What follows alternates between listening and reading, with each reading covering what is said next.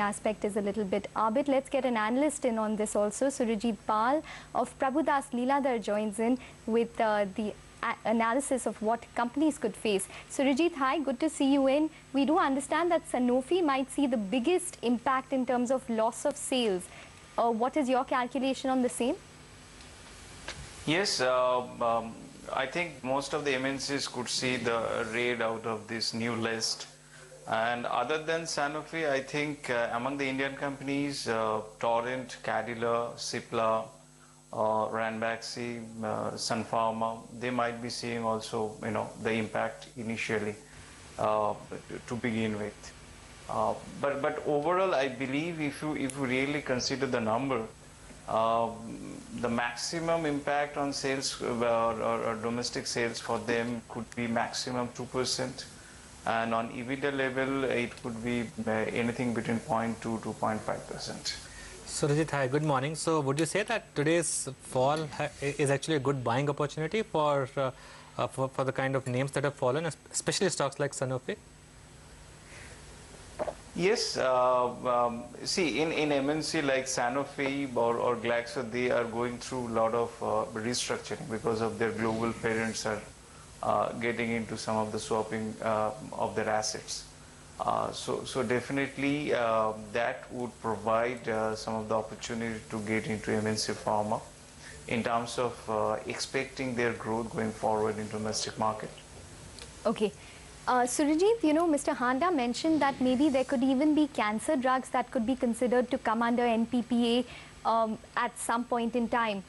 Do you think if that is the case, which would be the companies that would see the maximum market share erosion and price erosion, and which would be the companies that would be most impacted?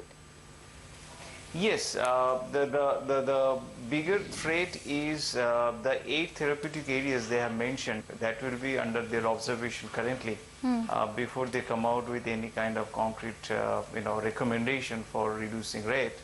But the point is that that other than these 50 products, which is a new list, they have identified 8 therapeutic areas, of which onco is one among them. And if you go by the growth rate of the therapeutic area in chronic therapy, I think onco has the highest rate since last year in terms of growth, though at a lower base vis-a-vis cardio or diabetic, but definitely is a very high growth segment. So which are the domestic companies which are most focused on the oncology segment? I think Natco is one among them. Then Dabur Pharma, which has been acquired by Fresenius Kabi, is also among them. Then Dr. Reddy, to a certain extent, yes. But MNC Pharma like Sanofi, definitely they are very much prevalent.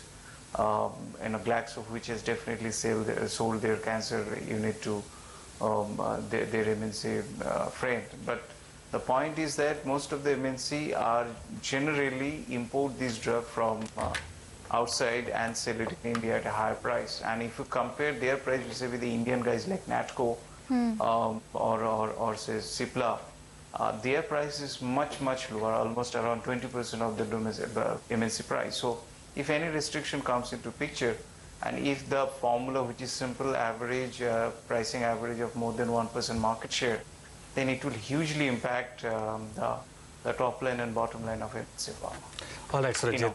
All right, Surajit. Thanks a lot for that quick take. That's the analyst view from Prabhudas Leeladhar. Let's move on and discuss the other big story of the day. Infosys is trading weak on back of its earnings, but what's important is that this is coming a day after. So 3% fall on Infosys. What could be the worries? Ankit Pandey from Quant Broking now.